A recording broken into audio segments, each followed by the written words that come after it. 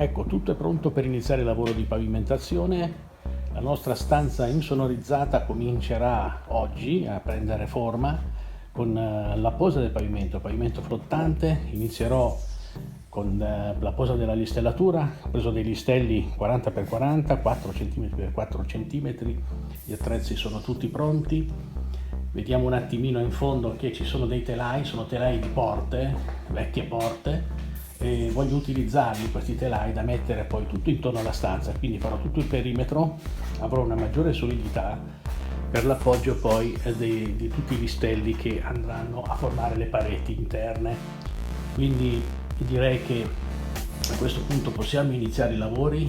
Iniziamo con la quadratura della stanza perché è completamente fuori quadro, quindi faremo la quadratura e poi inizieremo la posa della listellatura, naturalmente cercando di mantenere tutte le quote giuste per la posa poi dei pannelli USB. Quindi forza e coraggio e al lavoro.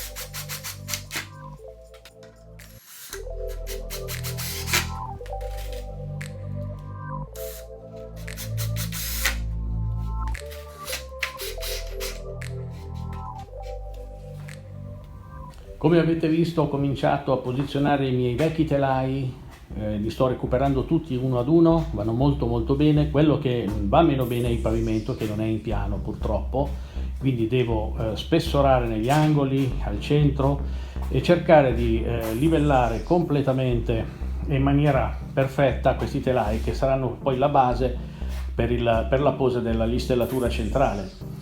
Adesso mi sono fermato un attimo perché per chiudere il cerchio devo tracciare l'ingresso della stanza. Adesso ho tracciato tutto, vi faccio vedere cosa ho fatto.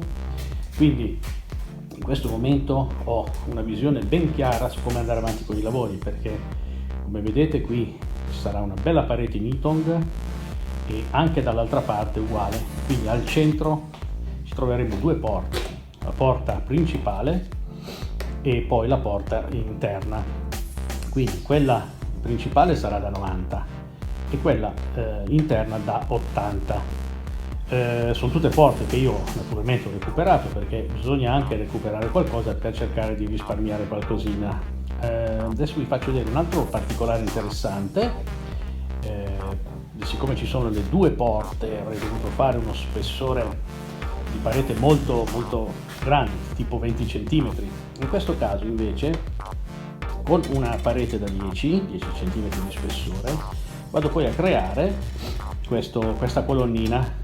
Quindi vengo fuori di altri 10 cm, si crea questa colonna per sostenere la porta d'ingresso interna, sia da una parte che dall'altra, e oltretutto poi c'è questo spazio, si crea questo spazio dove io poi andrò a mettere della lana di roccia, anche qui, e andrò poi a chiudere questo spazio con una lastra di cartongesso. Quindi direi che la cosa molto importante è fare queste tracciature, perché così si ha proprio una visione molto chiara su come poi poter andare avanti con i lavori. Quindi procediamo e...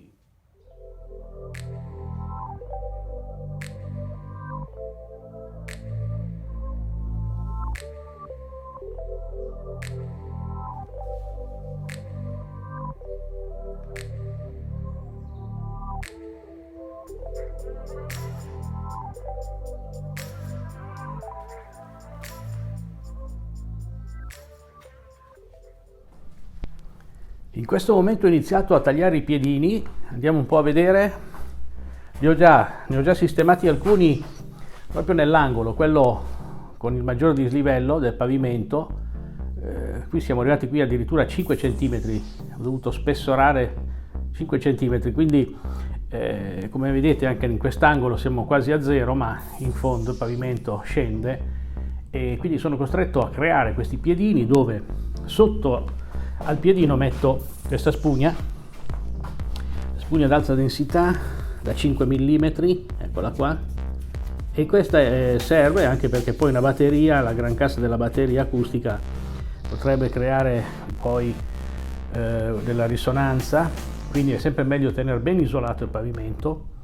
Naturalmente poi ci sarà lana di roccia, ci sarà poi tutto il resto, ma iniziamo con questi piccoli accorgimenti che sicuramente serviranno poi per avere un'acustica perfetta.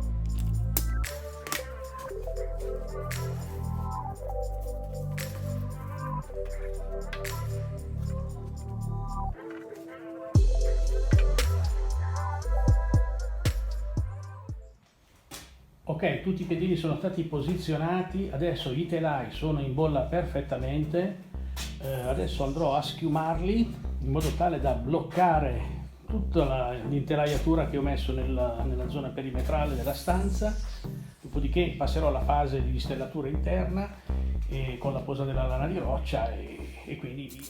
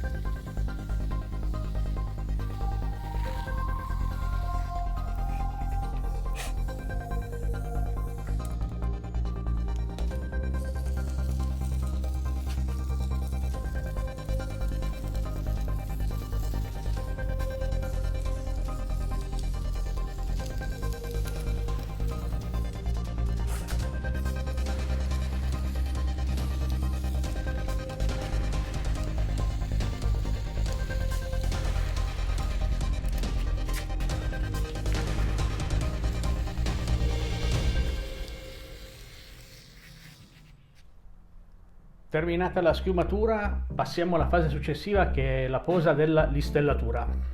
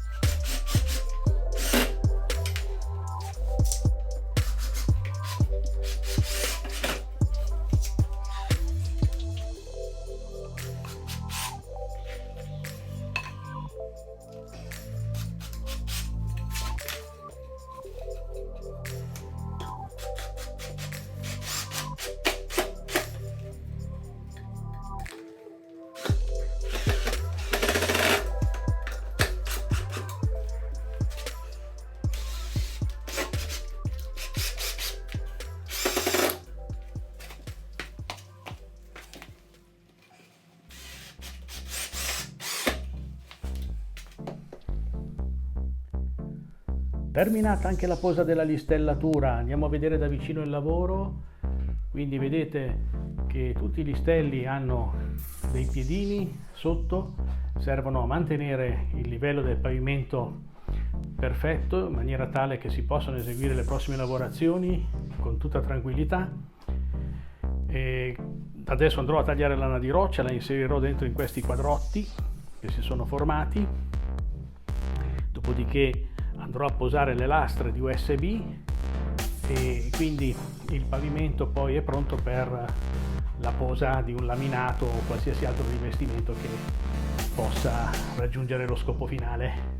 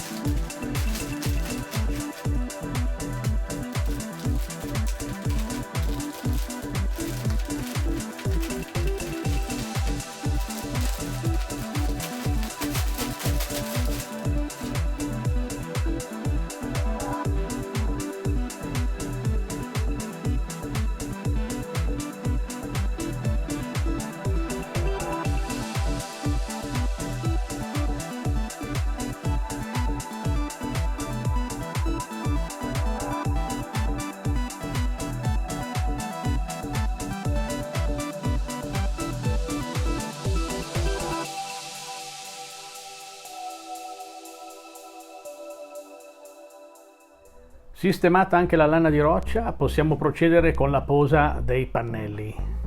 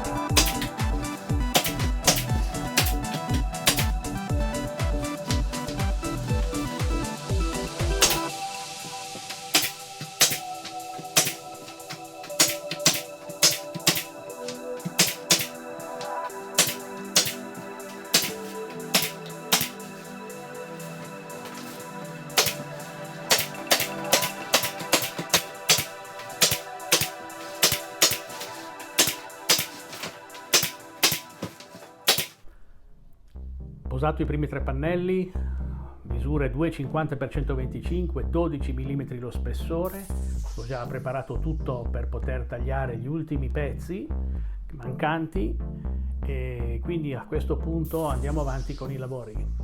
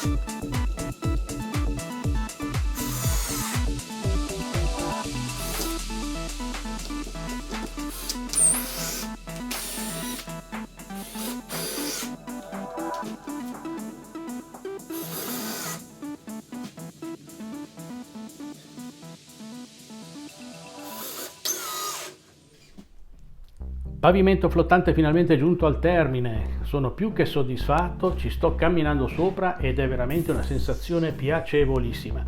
Quindi il risultato finale direi che è oltre le aspettative. A questo punto non mi resta che andare nel mio laboratorio, cominciare a progettare tutto l'impianto elettrico, perché adesso bisogna cominciare a mettere giù tubi corrugati, quindi decidere dove mettere le prese, interruttori, lampade e tutto quanto occorre per far funzionare al meglio la nostra sala prove, la nostra saletta di registrazione. Quindi mi metto subito al lavoro. A presto. Eccoci qua, ho iniziato l'impianto elettrico, ho cominciato a mettere giù un po' di tubi corrugati, prima però ho dovuto studiare bene la situazione, conoscere in anticipo dove andrò a sistemare tutta la strumentazione. Se non si fa questo lavoro capillare non si riuscirà ad ottenere un buon cablaggio, quindi è molto importante conoscere in partenza dove sistemare tutti gli strumenti e per poter poi decidere dove collocare prese, punti luce e tutto quello che occorre per far funzionare al meglio la nostra saletta. Quindi non voglio perdere altro tempo e vado avanti con il mio impianto.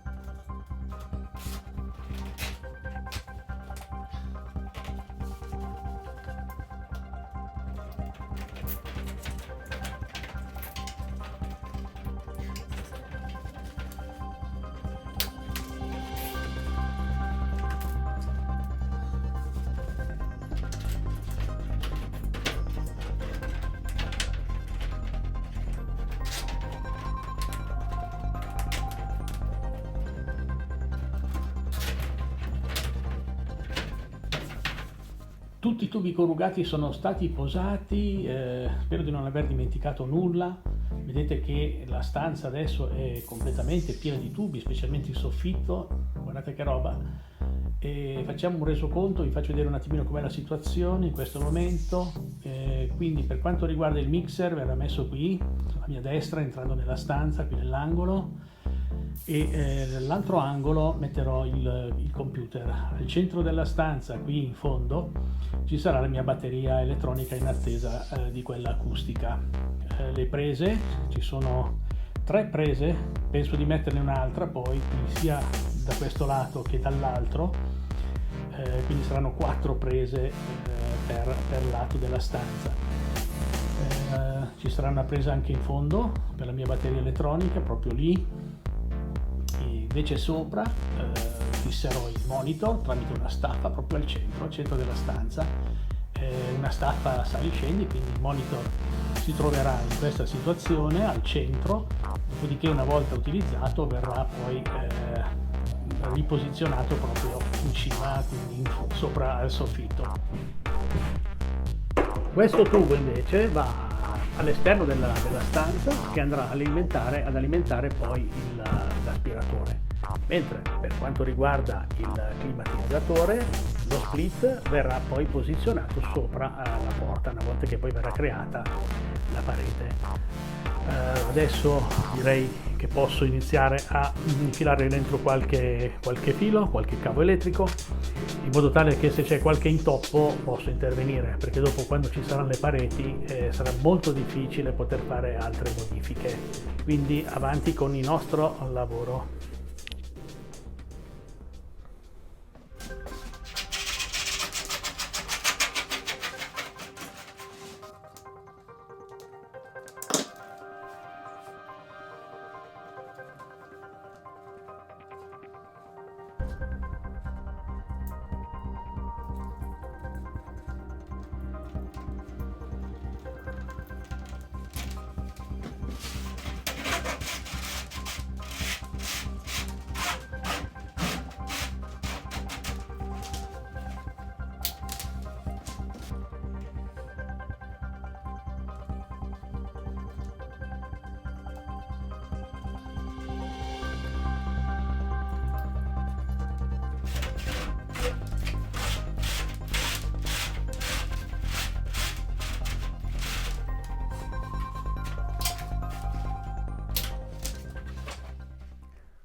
Quasi tutti i cavi sono stati infilati dentro nei loro tubi, mancano solo quelli delle casse audio passive.